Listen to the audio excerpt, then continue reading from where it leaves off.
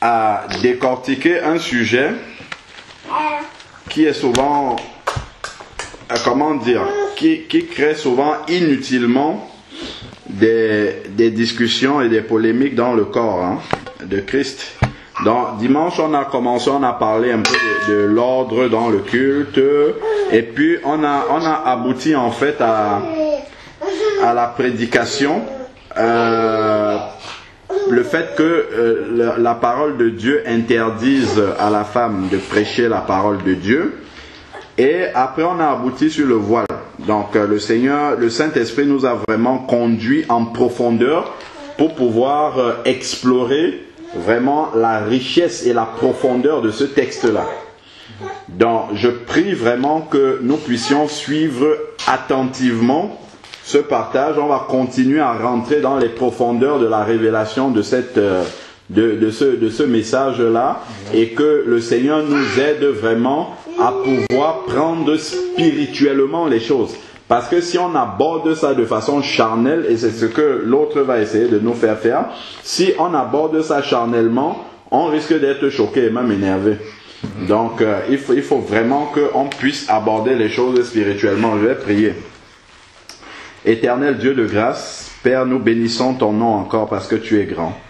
Seigneur, merci parce que tu nous conduis encore en ce moment même. Merci pour ton esprit qui est au milieu de nous.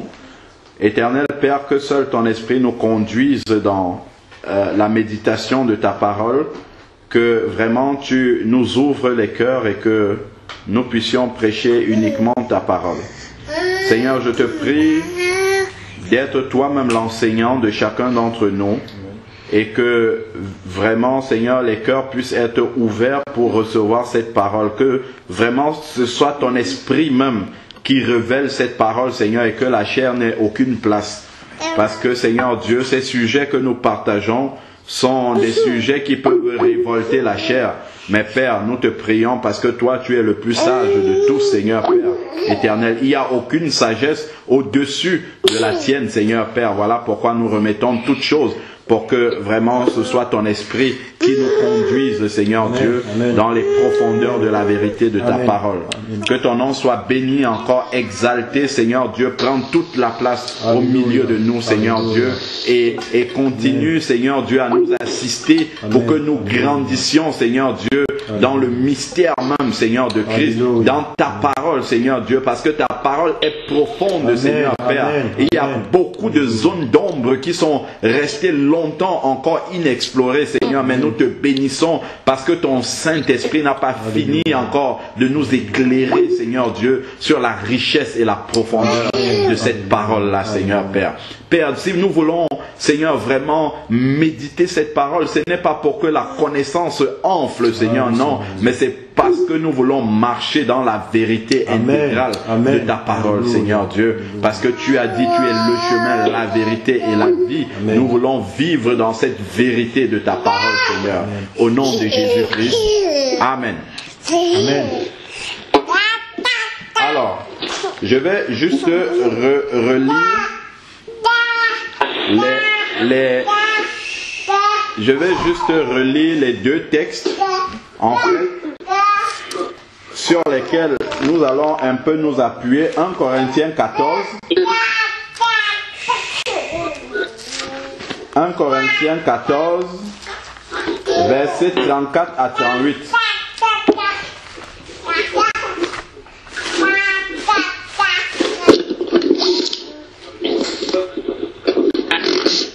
1 Corinthiens 14, je lis. Véronique, s'il te plaît, est-ce que tu pourrais fermer ton micro? Merci. Verset 34. 1 Corinthiens 14, verset 34. Je commence même à partir du verset 33. 1 Corinthiens 14, verset 33. Car Dieu n'est pas un Dieu de désordre, comme dans toutes les églises des saints, que les femmes se taisent dans les assemblées, car il ne leur est pas permis d'y parler. Mais qu'elles soient soumises, comme le dit aussi la loi, si elles veulent s'instruire sur quelques points, qu'elles interrogent leur propre mari à la maison, car il est malséant à une femme de parler dans l'église. Est-ce de chez vous que la parole de Dieu est sortie, ou est-ce à vous seul qu'elle est parvenue? Amen. Quand on lit cette parole comme ça, elle est quand même choquante. Hein? Moi, j'admets que si on lit sans la révélation de la parole de Dieu, c'est choquant de voir ça, de lire ce que nous sommes en train de lire là. Et on peut comprendre que ça puisse choquer, mais si on a l'Esprit de Dieu, ça ne va pas nous choquer. Parce que l'Esprit même va nous révéler la profondeur. Parce qu'il y a des raisons. C'est pas pour rien que le Saint-Esprit a conduit l'apôtre Paul à pouvoir donner ces commandements-là à l'Église. C'est pas pour rien. Et si on ne sait pas d'où ça vient, effectivement, si on le prend simplement comme ça, littéralement, comme c'est écrit là dans 1 Corinthiens 14, forcément, la chair va réagir par rapport à cela. Parce que le fondement n'a pas été posé par le Saint-Esprit. Donc c'est pour ça que la chair va réagir. Et donc il est important que nous puissions aller en profondeur dans la parole, afin que lorsqu'on va lire ça maintenant, que désormais la chair ne soit plus en train de réagir. Parce que souvent on a l'impression que c'est une question de leadership. Les hommes veulent avoir le leadership, les sœurs réagissent. Non, c'est pas une question de leadership. C'est la parole de Dieu. Il n'y a jamais rien qui est dit par hasard. Prenons maintenant un autre verset qui est aussi très choquant. C'est 1 Timothée. Quand je dis choquant selon la chair. Hein, parce que selon l'esprit, ce n'est pas choquant du tout. Parce que nous savons que si Dieu le dit, c'est parce que Dieu est très sage. Et il sait que c'est ce qu'il y a de mieux pour nous. Alors, 1 Timothée 2, 11 à 14 nous dit que la femme s'instruise en silence avec une entière soumission. Je ne permets pas à la femme d'enseigner, ni de prendre autorité sur l'homme, mais qu'elle demeure dans le silence. Jusqu'ici, quand même, on est choqué. Hein? Moi, je le dis comme ça parce que je sais que même si souvent on ne le dit pas de façon audible, à l'intérieur, c'est la réaction qui est. On est choqué. Pourquoi? Parce que on ne comprend pas pourquoi, justement, le Seigneur peut parler comme ça. Il y a d'ailleurs des personnes qui sont allées même très loin en disant que l'apôtre Paul est misogyne, c'est-à-dire qu'il n'aime pas les femmes, il veut brimer les femmes, et ainsi de suite. Mais ça, c'est la chair qui parle comme ça. C'est parce qu'il n'y a pas la révélation du Saint-Esprit derrière tout cela. Continuons maintenant. L'apôtre dit maintenant « car ».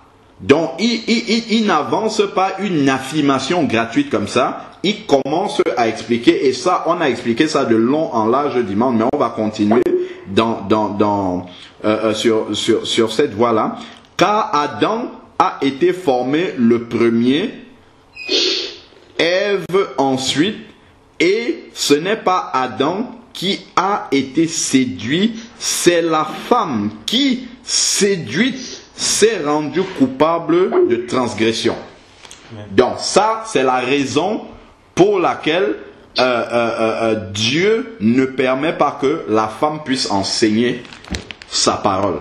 Mais tel que c'est dit comme ça, on ne comprend pas toute la profondeur qu'il y a dans ces quelques versets-là. Je prie vraiment que le Saint-Esprit nous accorde la grâce d'entrer en détail tout doucement pour vraiment comprendre pourquoi il y a cette apparente sévérité. Je dis bien apparente, hein, apparente sévérité, en tout cas un traitement différent pour la femme au sein de l'assemblée chrétienne. Retournons, il a dit ici, car, verset 13, car Adam a été formé le premier, Ève ensuite. Bon, il faudrait que nous puissions retourner justement là où ils ont été formés. C'est dans Genèse 2 et Genèse 3. C'est là-dedans que toute la vérité va jaillir maintenant. Toutes les raisons pour lesquelles justement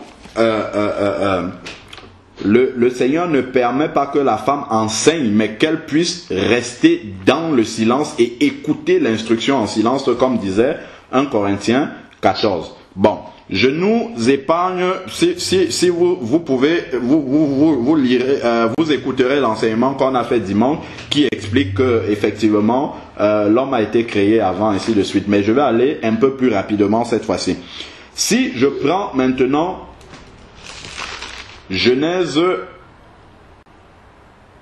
2, verset 7. Je vais quand même donner les grandes lignes, parce que si je ne donne pas la chronologie, on risque de se perdre.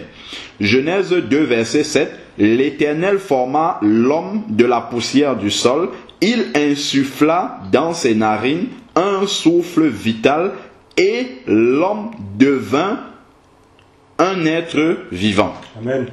Voilà, amen. Donc, le Seigneur a formé l'homme et puis il a insufflé justement son esprit, son souffle dans l'homme, et l'homme est devenu une âme vivante. L'homme vit.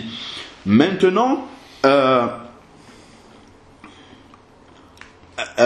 si je prends le verset 15, l'Éternel Dieu prit l'homme et le plaça dans le jardin d'Éden pour cultiver et le garder. Pour le cultiver et le garder, l'Éternel Dieu donna ce commandement. Donc voilà la parole qui arrive maintenant.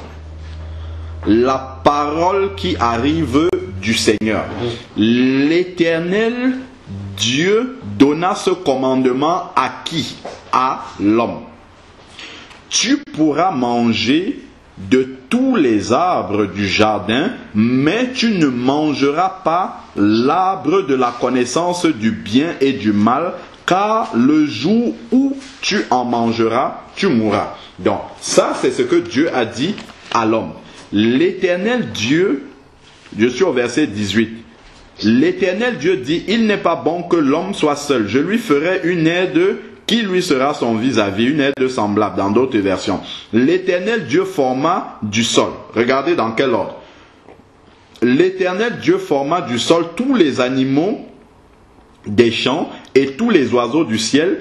Il les fit venir pour voir comment il les fit venir vers l'homme pour voir comment il les appellerait, afin que tout être vivant porte le nom que l'homme lui donnerait. Donc, Dieu a amené les animaux auprès de l'homme afin que l'homme ouvre la bouche et prononce une parole et parle. Et ça, en fait, nous avons établi dimanche que c'est un principe spirituel pour conférer l'autorité spirituelle. Amen. La parole est le symbole de l'autorité spirituelle.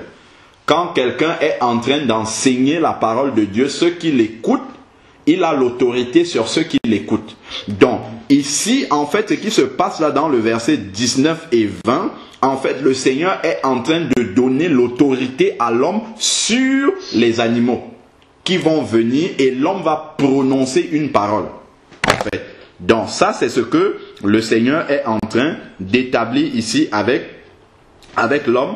Donc, l'autorité de l'homme sur les animaux. Donc, le Seigneur a fait venir les animaux devant qui? Devant l'homme. Donc, c'est l'homme qui parle. Le Seigneur, depuis le début, veut que ce soit l'homme qui ouvre la bouche pour prononcer une parole. Continuons. Alors, l'Éternel Dieu fit tomber, je suis au verset 21, un profond sommeil sur l'homme qui s'endormit. Il prit une côte et referma la chair à la place. Verset 22. L'Éternel Dieu forma une femme de la côte qu'il avait prise à l'homme et qu'est-ce qu'il fait? La même chose, même processus qu'avec les animaux, c'est Dieu qui emmène la femme devant l'homme et l'homme dit Dieu a amené la femme devant l'homme, non pas pour que la femme parle, mais pour que la femme se taise et que l'homme dise une parole. Amen. Et c'est par là que Dieu confère, comme on l'a dit dimanche déjà, l'autorité spirituelle à l'homme sur la femme. Donc c'est l'homme qui parle, c'est l'homme qui donne, c'est l'homme qui communique, qui parle verbalement, qui communique la parole de Dieu. Alors, maintenant, l'homme dit. Et l'homme, ce qui est très intéressant, c'est que à ce stade-ci, l'homme n'a pas encore péché. Donc, l'homme, Adam, est en communion parfaite d'esprit avec Dieu. Donc, quand Dieu amène comme ça cette nouvelle créature devant lui, immédiatement, il comprend le plan de Dieu. Il comprend ce que Dieu est en train de faire. Il comprend ce que Dieu est en train de communiquer à ce moment-là. Amen. Et donc, c'est pour ça qu'il a parlé spontanément.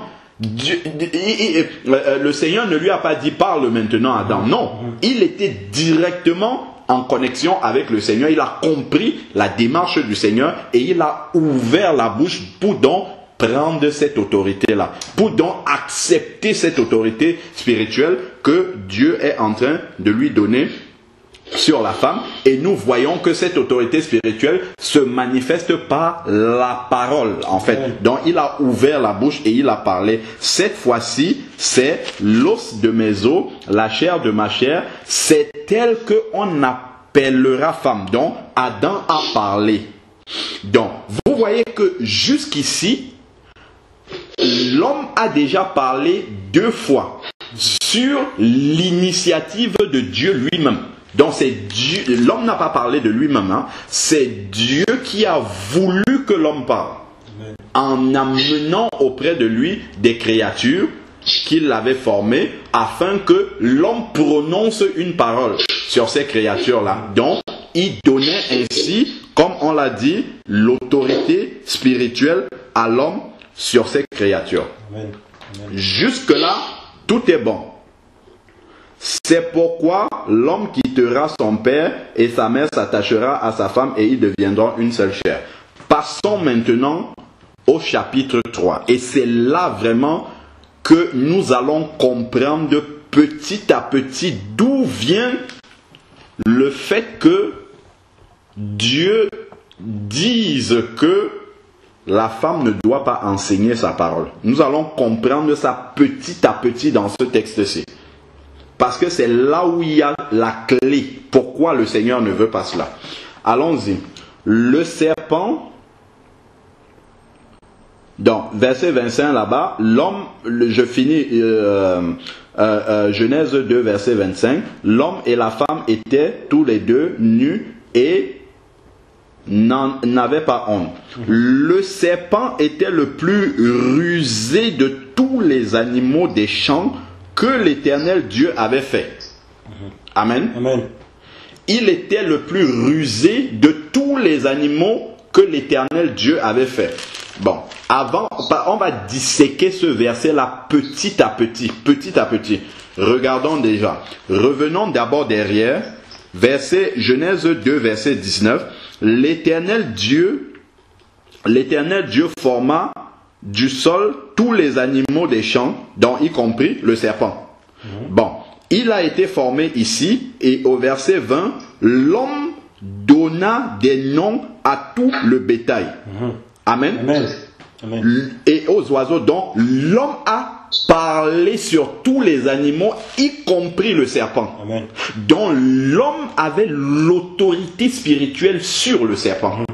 Donc l'homme pouvait enseigner la parole de Dieu, dire la parole de Dieu au serpent, et le serpent se soumettre, et non la femme. Amen.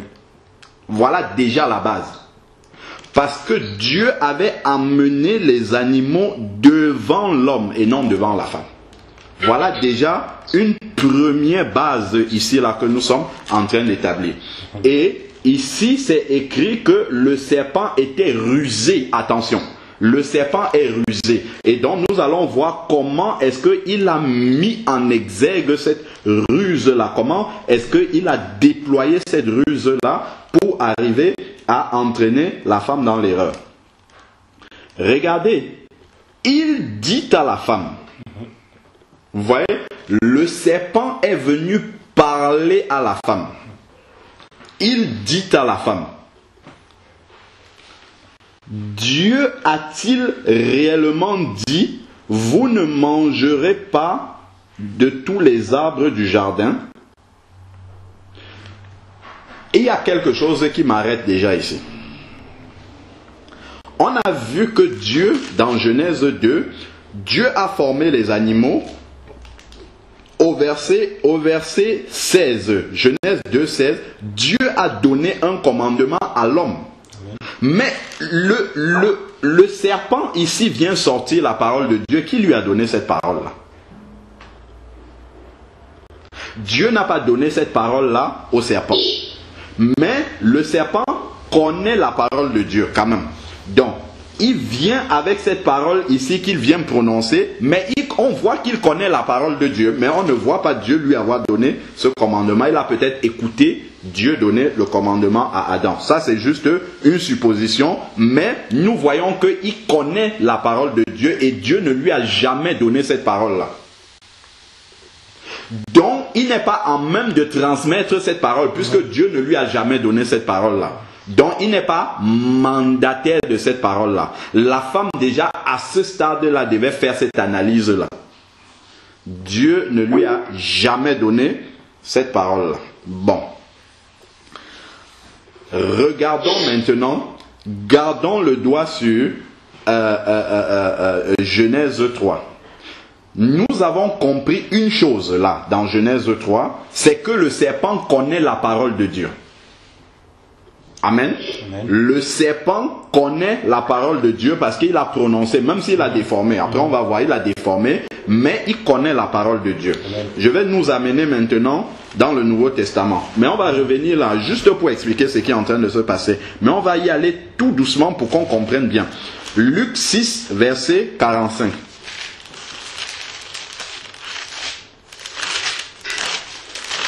Luc chapitre 6, verset 45.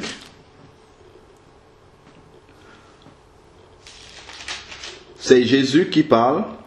L'homme bon tire le bien du bon trésor de son cœur. Amen. Amen. Et le mauvais tire le mal de son mauvais trésor. Car c'est de l'abondance du cœur que la bouche parle. Amen. Amen. C'est de l'abondance du cœur que la bouche parle. Le diable connaît la parole de Dieu. Cette parole-là que Jésus prononce, là, le diable la connaît. Il est le plus rusé de tous les animaux. Amen. Donc, qu'est-ce qu'il va faire? Il va utiliser maintenant cette ruse-là en mettant en application le verset que nous venons de lire, là, le verset 45 de Luc 6. Il sait que s'il amène la femme à parler, alors elle va dévoiler au travers de sa parole les pensées de son cœur. Et lui, il saura désormais comment est-ce qu'il peut l'amener dans l'erreur. Voilà la séduction première du diable. La démarche qu'il est en train de faire ici, c'est ce verset-là. Il est en train d'entraîner, d'amener la femme à dévoiler la pensée de son cœur. Et on va voir qu'il va réussir, d'ailleurs. Donc, le diable a prononcé cette parole-là, la parole de Dieu. On a expliqué tout ce qu'il y a de faux là-dedans. Pour l'instant, donc le diable vient avec la parole de Dieu, mais sous la forme d'une question. Donc là, c'est déjà le premier piège qu'il vient tendre à la femme. Et on a dit l'autre jour que le diable n'est pas allé poser cette question-là à l'homme. Parce que le verset 19 de Genèse 2, Dieu a amené les animaux auprès de l'homme et le diable sait que, le serpent sait que l'homme a autorité sur lui. Amen. L'homme a l'autorité spirituelle sur lui. Amen. Donc il ne pourra pas entraîner l'homme dans l'erreur. Amen. Parce que l'homme a reçu cette parole-là de Dieu. Donc lui, il va voir la femme. Et Dieu n'avait pas amené les animaux devant la femme. Donc voilà déjà cette ruse-là que le serpent est en train d'utiliser en allant voir la femme. Bon. Et on a vu, deuxièmement, il amène la femme à parler afin qu'elle dévoile les pensées de son cœur et qu'il puisse asseoir son plan de séduction. Continuons maintenant. La femme dit au serpent. Aïe. La femme dit au serpent. Et c'est là qu'on va voir qu'il y a toute la faille. Ce pourquoi Dieu ne veut pas que la femme enseigne, c'est dans ce mot-là, ici. C'est ce bout de phrase-là. La femme dit au serpent. Et je vais l'expliquer tout doucement tout à l'heure et on va comprendre. Alors, continuons maintenant. Alors, nous sommes rendus au verset...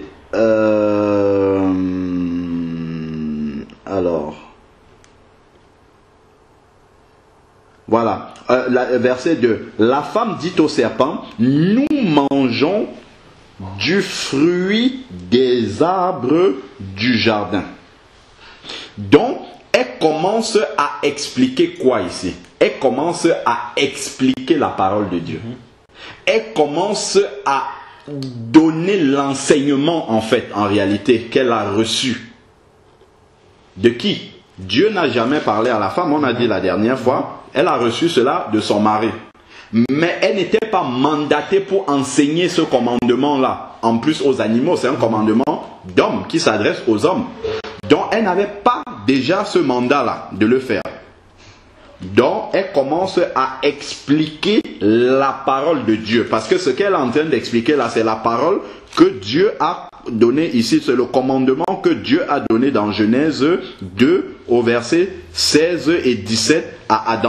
Donc elle explique la parole de Dieu. Donc elle enseigne la parole de Dieu. Ce qu'elle n'aurait pas dû faire. Elle commence à enseigner la parole de Dieu.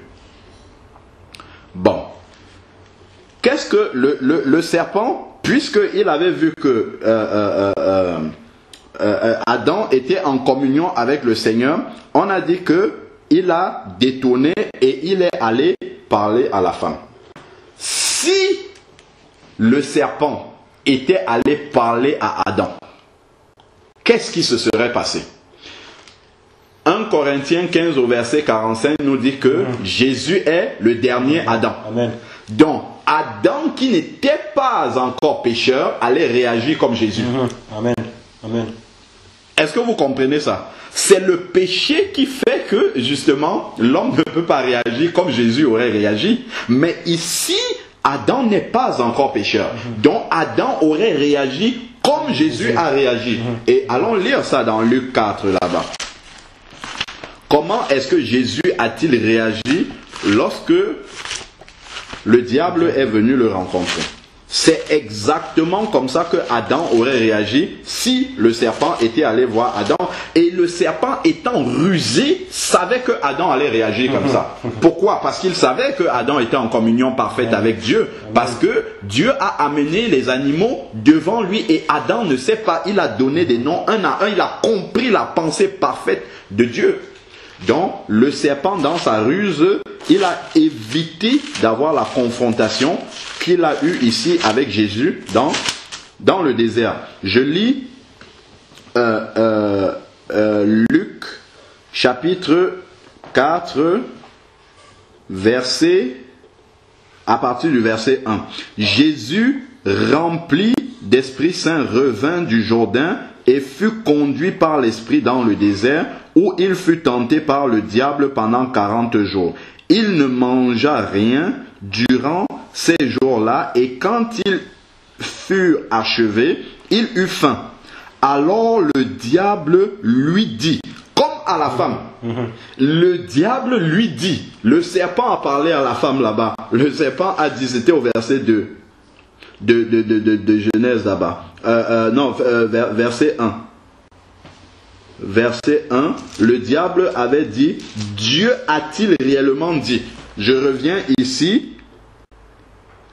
Alors le diable, je suis dans Luc 4, verset 3. Alors le diable lui dit, si tu es le Fils de Dieu. Donc c'est exactement la même chose là-bas. Le diable amène la parole de Dieu avec une interrogation.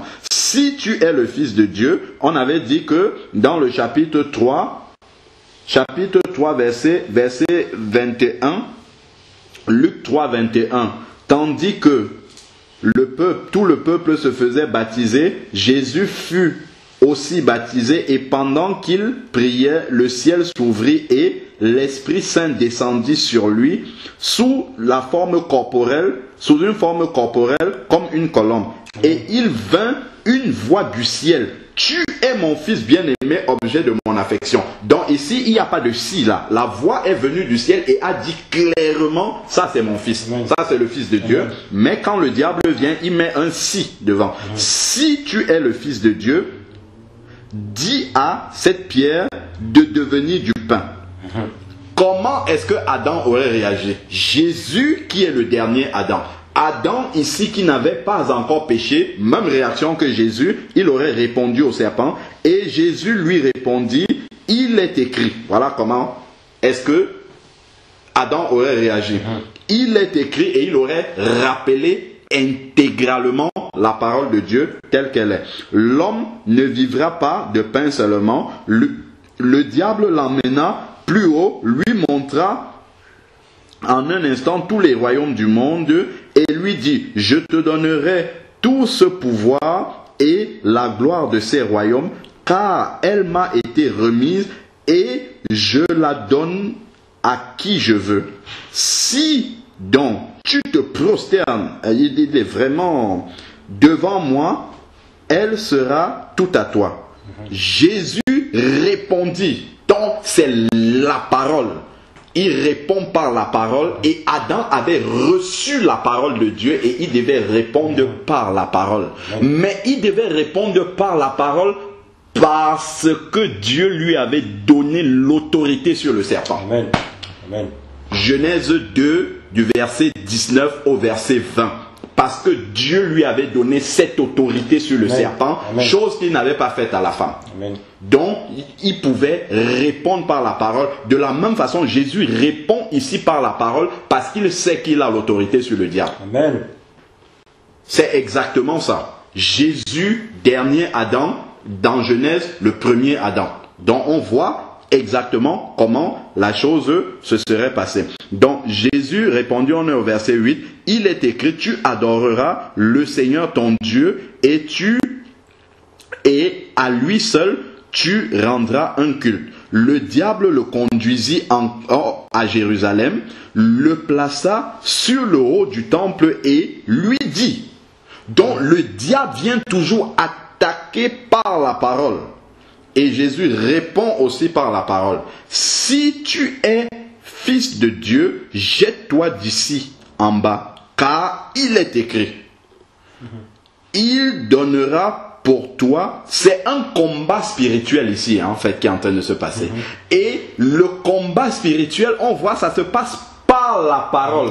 Donc la parole est le symbole de l'autorité spirituelle ici. Donc le diable est en train de mesurer son autorité spirituelle à celle de Jésus. Et c'est ça le combat spirituel qui est en train de se passer ici. Et la femme n'avait pas cette autorité spirituelle sur le serpent parce que Dieu n'avait pas amené le serpent devant elle pour parler. Elle aurait dû ramener son mari pour que le mari parle au serpent. Alors,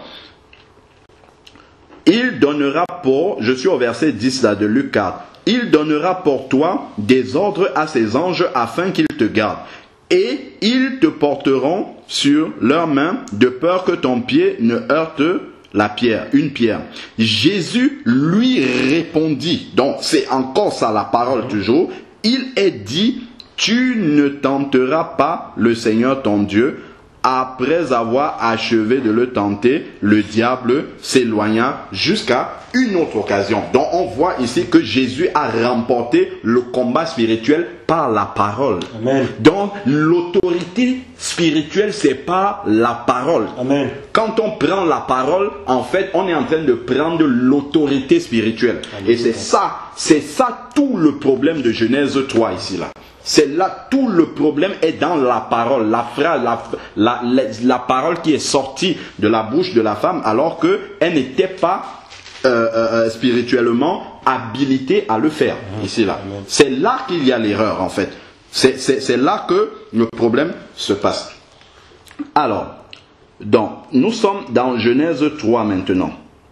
La femme dit au serpent, nous mangeons du fruit des arbres du jardin, mais quant au fruit de l'arbre qui est au milieu du jardin, Dieu a dit, vous n'en mangerez pas et vous n'y toucherez pas, sinon vous mourrez. Donc elle a bien retranscrit la parole de Dieu, mais elle est en train, on a déjà dit, d'enseigner la parole de Dieu ici, alors qu'elle ne doit pas le faire. Il y a quand même quelque chose qu'il faut remarquer. Depuis le début de Genèse 2, on voit que quand Dieu a formé l'homme, il a amené les animaux. Adam a prononcé une parole sur les animaux. Quand il a formé la femme, il a amené et Adam a prononcé une parole. Mais depuis que la femme est là, Dieu n'a pas amené quelque chose pour que la femme prenne autorité, pour qu'elle parle. Parce que l'autorité a déjà été conférée au mari. Amen. Et ici maintenant, quand la femme prend la parole devant le serpent, elle le prend de son propre chef. Est-ce que vous voyez ça? Quand Adam a parlé, c'est Dieu qui lui a demandé de parler. Dieu a amené ses créatures pour que Adam parle. Mais ici, la femme a parlé de sa propre initiative. Amen. Ça, c'est très important ça à voir. Hein? Elle a parlé de sa propre initiative. Première chose. Deuxième chose. Adam a parlé 2 fois et les choses se sont passées comme Dieu a voulu que ça se passe. Ce que Dieu voulait qu'il se passe, Adam, étant en parfaite communion spirituelle avec Dieu, a réagi comme Dieu attendait. 2 fois il a parlé pour les animaux, il a parlé pour la femme. Mais ici, c'est la première fois que la femme fasse quelque chose depuis qu'elle est créée, d'elle-même. Et c'est la première fois qu'elle parle. Et dans la première chose qui est sortie de sa bouche, ça a conduit l'humanité dans le péché. Vous comprenez la profondeur? Est-ce que vous comprenez là où est tout le problème de la femme ne doit pas enseigner?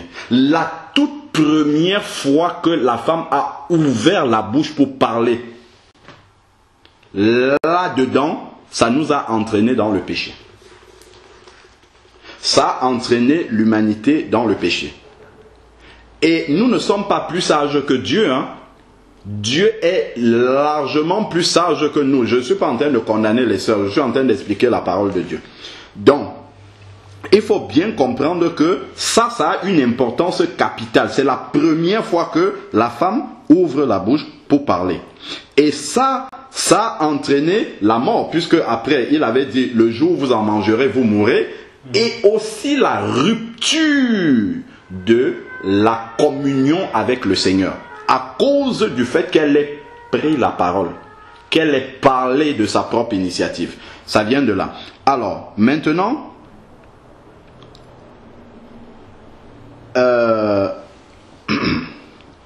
si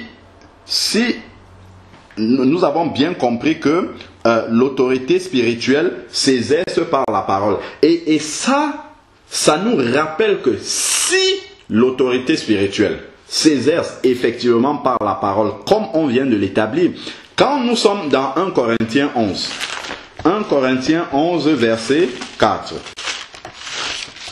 parce que tout se tient dans la parole de Dieu, tout est lié depuis le début. Amen. Ensemble. Amen. Il n'y a pas une parole qui vient comme ça, qui est parachutée, qui n'a rien à voir. Alors, si je prends 1 Corinthiens 11 verset 4, tout homme qui prie ou qui prophétise la tête couverte déshonore son chef. Bon, ce qui m'intéresse c'est le 5. Toute femme au contraire qui prie ou qui prophétise la tête non voilée déshonore son chef, c'est comme si elle était rasée. Qu'est-ce que ça veut dire?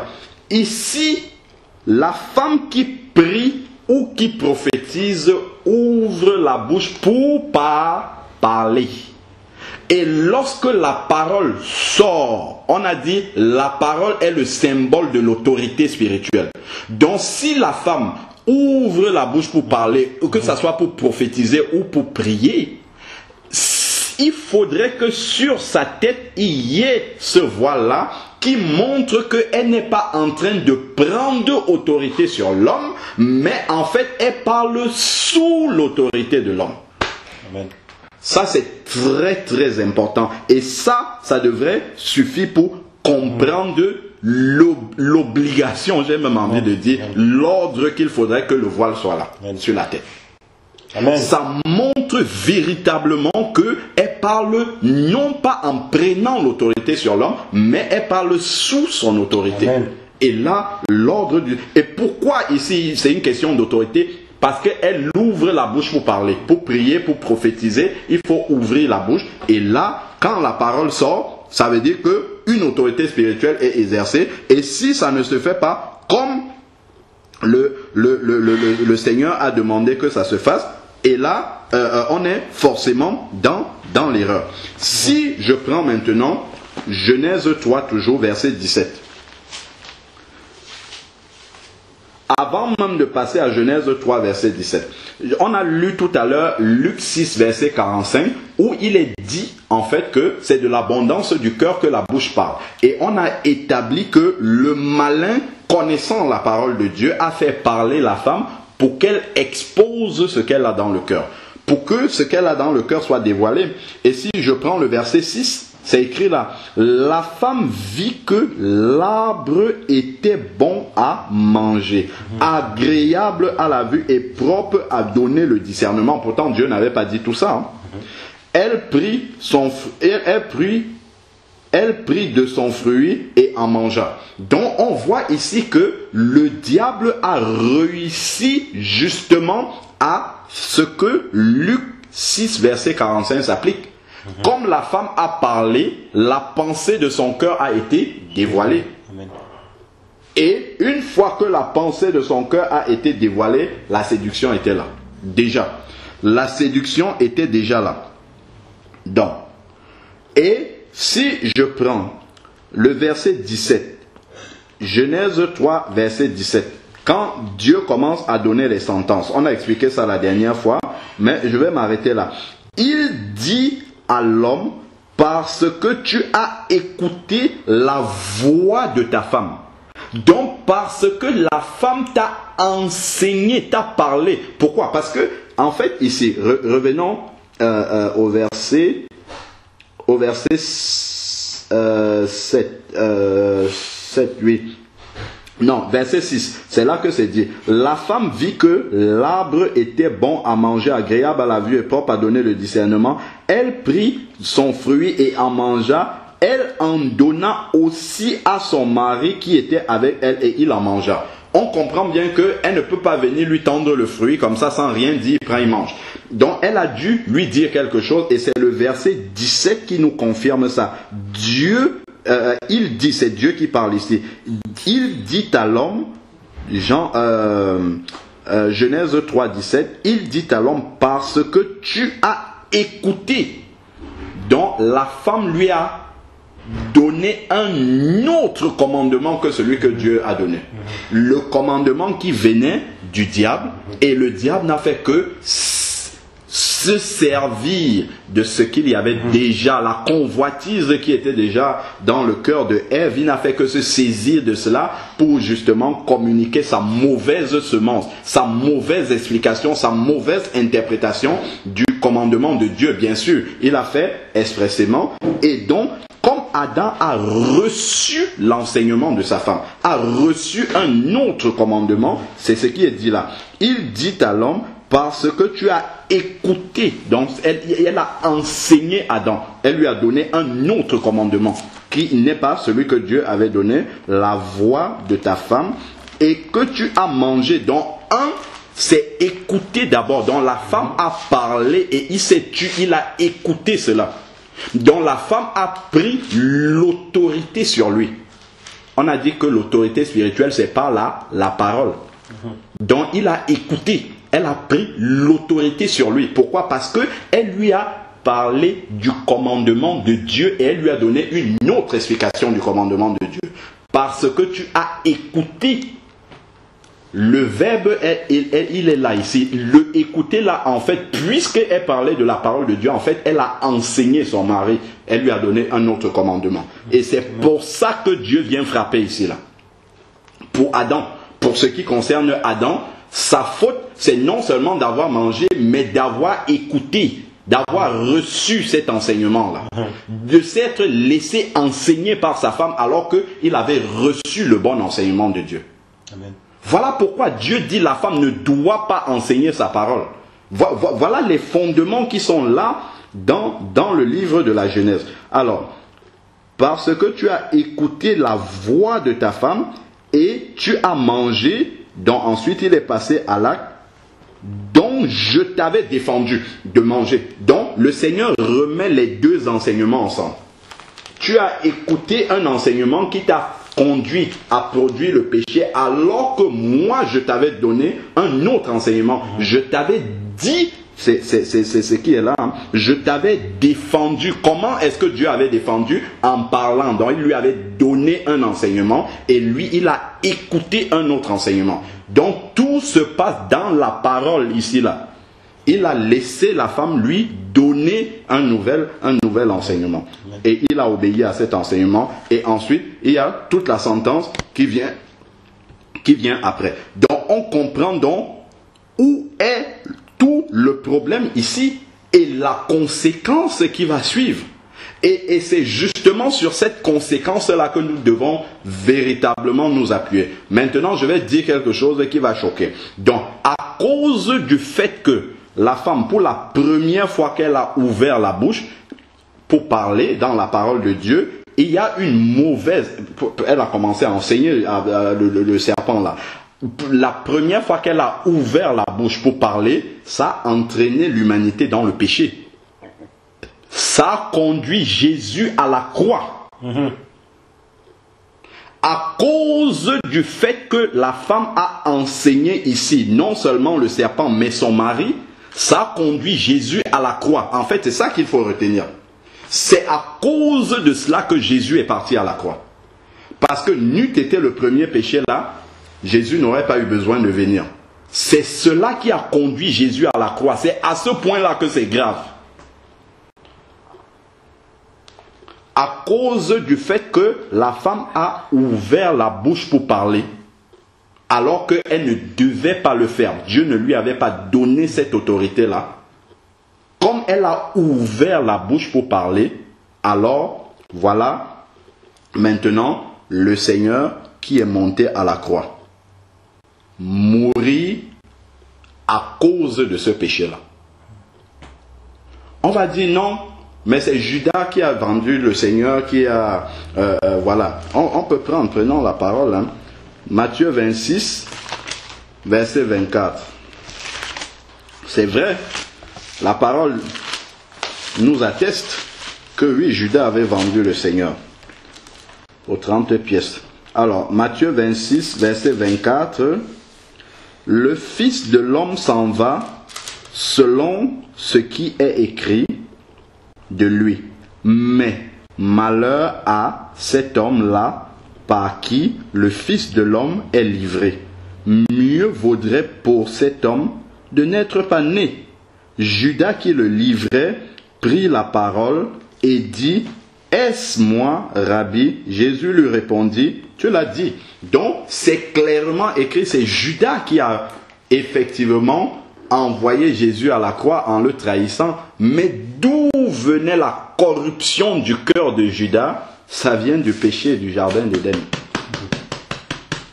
C'est là l'origine. Et si on ne comprend pas pourquoi c'est là l'origine, allons dans Romains 5 au verset 12.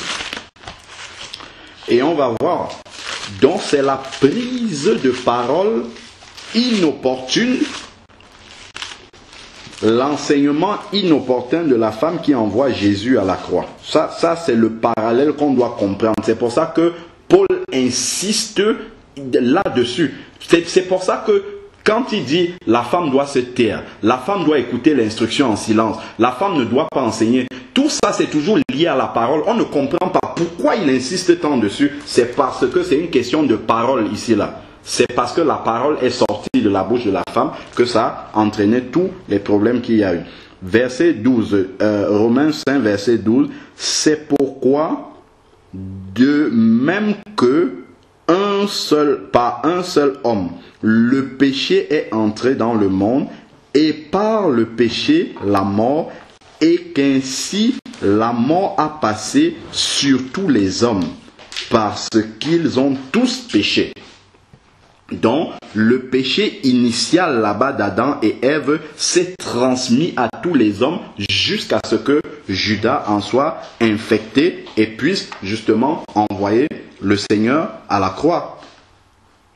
Et donc, on comprend que l'origine justement du drame du jardin d'Éden qui a conduit Jésus à la croix, c'est cette prise de parole-là. Ça, je n'arrête pas de le dire toujours. Cette prise de parole de la femme, non seulement devant le serpent, mais ensuite auprès de son mari par la suite. C'est pour cela que l'Église, qui est la nouvelle création de Dieu, on l'a expliqué l'autre fois, 2 Corinthiens 5, 17 dit, si quelqu'un est en Christ, il est une nouvelle créature, et le texte grec dit une nouvelle création. Donc Dieu qui recrée justement une nouvelle, un nouveau peuple en fait, au travers de l'Église, va maintenant s'arranger à prendre les dispositions pour que ce qui a raté avec le peuple qui voulait constituer à partir de Adam et Ève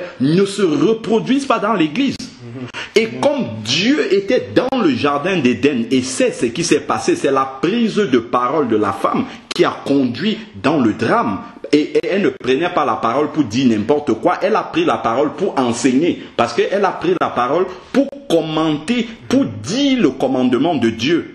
Et l'interpréter à sa façon, ça a entraîné Adam dans le péché et donc l'humanité finalement dans le péché. Puisqu'elle parlait de la parole de Dieu, et c'est ça qui a produit le péché, Dieu dit maintenant dans ma nouvelle création, qu'est l'Église, la femme ne doit pas enseigner ma parole, point. Elle ne doit pas enseigner ma parole parce que c'est pas parce qu'elle est inférieure à l'homme, c'est pas parce qu'elle n'a pas les capacités, mais c'est simplement pour éviter que ce qui s'était passé dans le jardin d'Éden puisse se reproduire dans la nouvelle création, qu'elle puisse prendre à nouveau l'autorité sur l'homme en enseignant la parole de Dieu. Parce que quand on enseigne, je n'arrête pas de le dire, on prend autorité sur l'homme. On prend autorité sur ceux qui écoutent. Et donc si une femme enseigne des hommes, c'est exactement comme le Seigneur a dit dans Genèse 3, 17, comme tu as suivi, comme tu as écouté la voix de ta femme, comme tu as suivi cet enseignement-là. Donc voilà pourquoi le Seigneur a mis tous ces garde-fous-là pour éviter que tout cela puisse se reproduire dans la nouvelle création. Il a pris toutes les précautions. Et donc ceci se rajoute à l'autorité spirituelle du fait que quand la femme parle ou quand quelqu'un parle de façon générale, il a l'autorité spirituelle sur ceux qui l'écoutent. Donc il faut bien comprendre que c'est tellement profond le fait que l'apôtre dise que la femme ne doit pas enseigner, car c'est la femme qui séduite, s'est rendue coupable de transgression. Là, on est dans 1 Timothée 2, au verset 14 là-bas. C'est tellement profond cela, c'est parce qu'elle a parlé, c'est ça, c'est à cause de cela. C'est pour ça que toutes les restrictions liées à la femme dans l'Église, c'est toujours en rapport avec la prise de parole.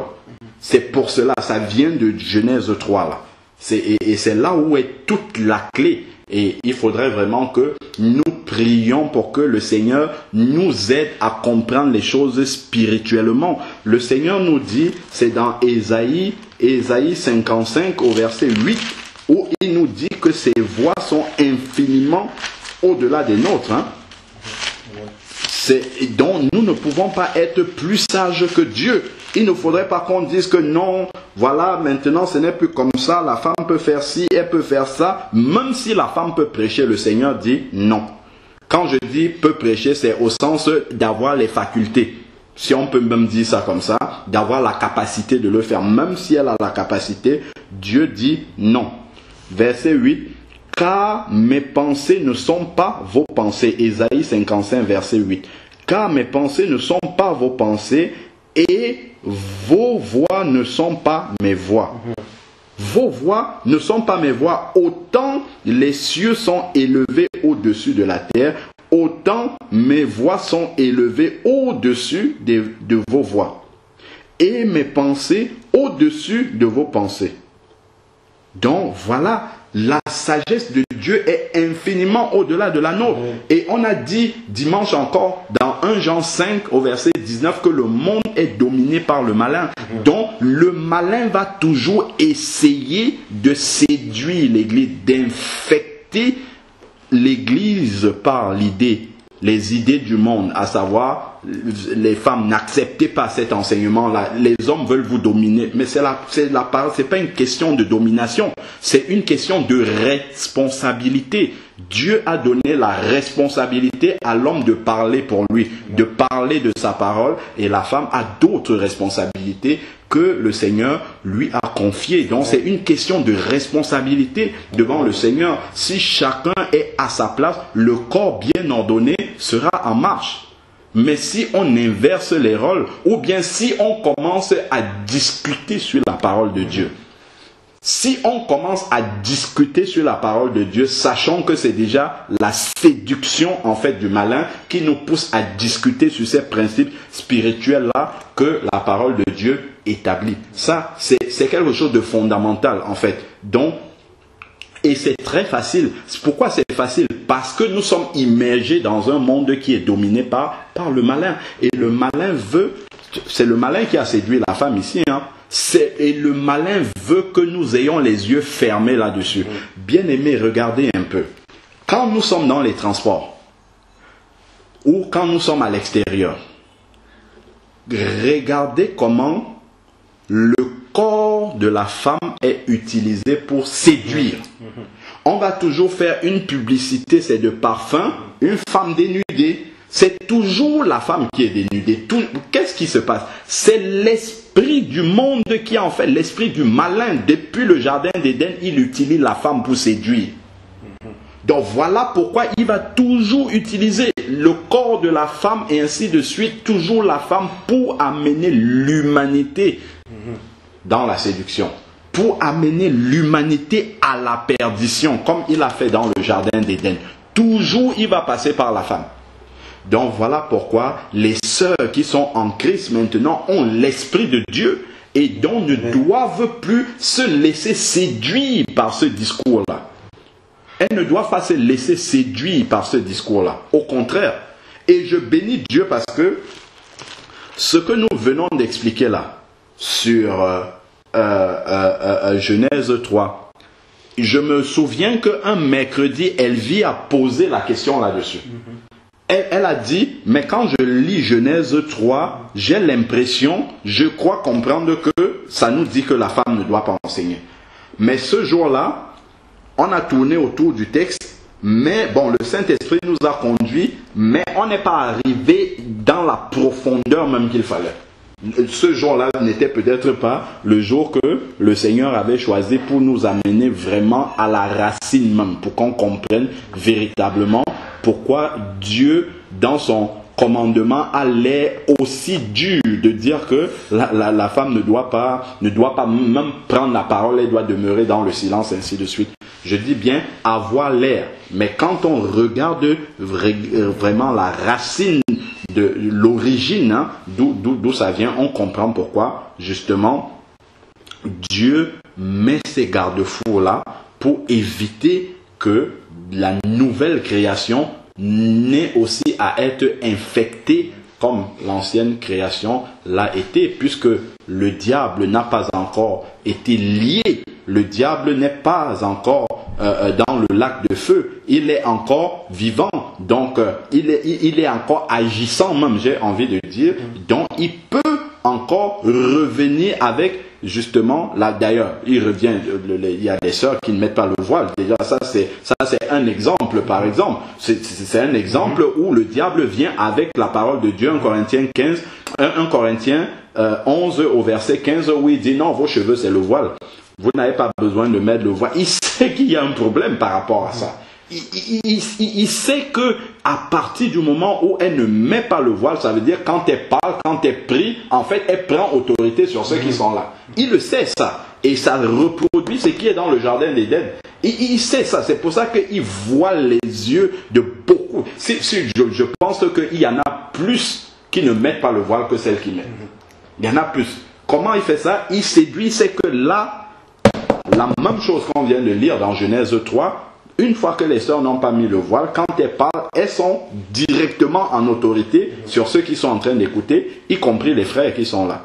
Voilà. Et ça, c'est le travail et l'œuvre du malin. Amen. Vraiment que le Seigneur soit béni pour sa parole. Seigneur Dieu Tout-Puissant, merci encore pour ces moments que tu nous as donné de partager ta parole. Merci Seigneur Dieu pour la révélation profonde, Seigneur Dieu, de ta parole. Merci parce que Seigneur Père, tu nous montres que tu ne dis rien pour rien. Seigneur, si tu dis les choses, c'est parce qu'il y a des raisons profondes, des raisons spirituelles que parfois, Seigneur Dieu, nous ne comprenons même pas, si ce n'est que, Seigneur Dieu, tu viens par ton esprit ouvrir notre intelligence pour que nous comprenions, Seigneur Dieu, que dans ta parole, il n'y a rien qui est laissé au hasard, Seigneur Père. Tout a une raison. Quand tu dis quelque chose, Seigneur Père, dans ton infinie sagesse, Seigneur Père, tu connais mieux que nous, Seigneur Dieu, le passé, le futur, le présent, Seigneur Dieu, tu connais mieux que nous. Et c'est pour ça, Seigneur, parce que tu nous aimes, que tu mets, Seigneur Dieu, toutes ces barrières, tous ces garde-fous, afin que tout ce que nous fassions, Seigneur Dieu, soit pour ta gloire et que ça puisse véritablement t'honorer, Seigneur Dieu, te faire plaisir, marcher comme toi tu veux, Seigneur Dieu, et non comme cela nous plaît de marcher. Ô Père éternel, je te prie encore pour mes sœurs qui ont écouté ce message ou qui écouteront encore ce message. Ô Père éternel, que l'autre ne vienne pas séduire leur cœur, Seigneur Père, mais que ton esprit ouvre leur intelligence spirituelle afin qu'elles comprennent la profondeur de ce message, Seigneur Dieu, et qu'elles aussi, à leur tour, qu'elles puissent marcher dans la lumière, Seigneur Dieu, de la révélation de ta parole. Ô Père, qu'elles puissent le faire avec une entière soumission, avec gaieté de cœur, Seigneur Père, parce que quand tu dis quelque chose, c'est pour notre bonheur et non pour notre malheur. C'est pas parce que tu veux nous brimer. Non, Père, loin de toi cette idée, Seigneur Père. C'est pour que nous soyons vraiment des enfants obéissants qui marchons, Seigneur, selon ta sagesse et non selon la sagesse de ce monde, Seigneur. Donne-nous, Seigneur Père, de regarder de loin, Seigneur Dieu Tout-Puissant, les idées de ce monde, mais de marcher conformément, Seigneur Dieu, à ta parole.